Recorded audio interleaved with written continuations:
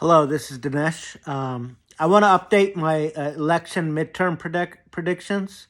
I've been posting on Twitter and Facebook since April that the Democrats would surprise the world, the whole world, the United States, the political pundits, etc.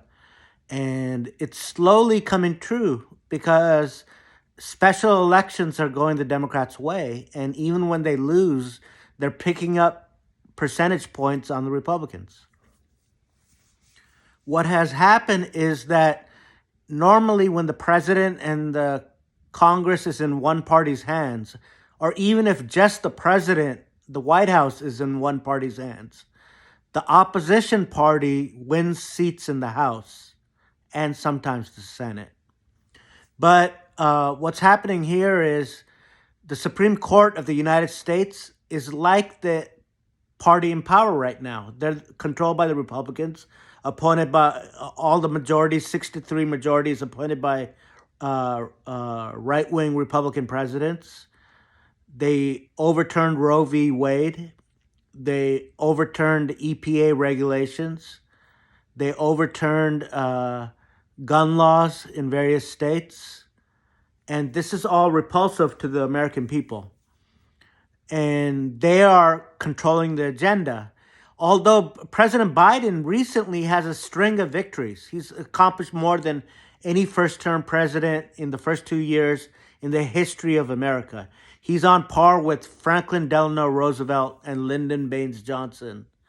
And in terms of judicial nominees, he's on par with President John F. Kennedy. So he's doing well. He's picking up steam. He picked up 6 points in his approval ratings in the last 1 month, from 39 to 40, 37 to 44, 7 points. And so Biden is on an upward swing. Inflation is coming down since June. Oil prices, gas prices are way down every day for the last 80 days.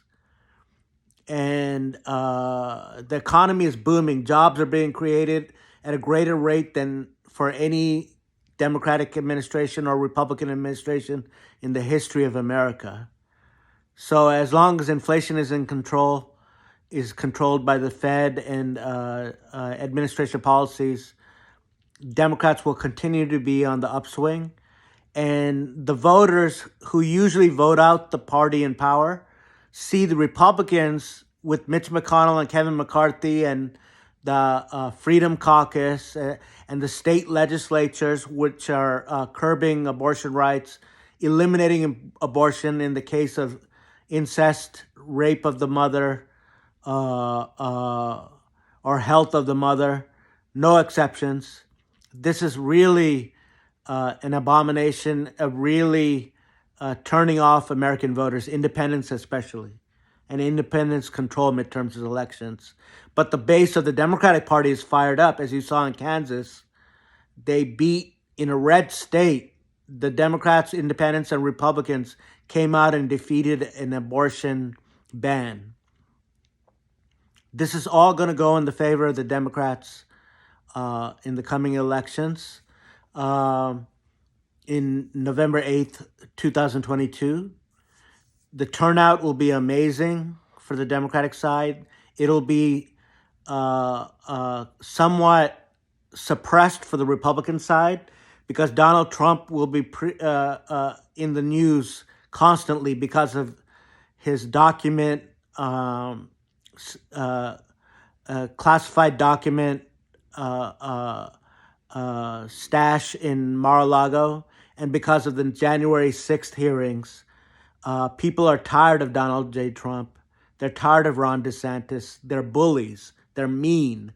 People want a functioning government that works, people who are nice, who help people, and not relieving debt for PPP loans, which a lot of Republican congressmen got, but relieving debt for poor students who are working hard to make it in life, because college costs are the biggest source of inflation, aside from healthcare.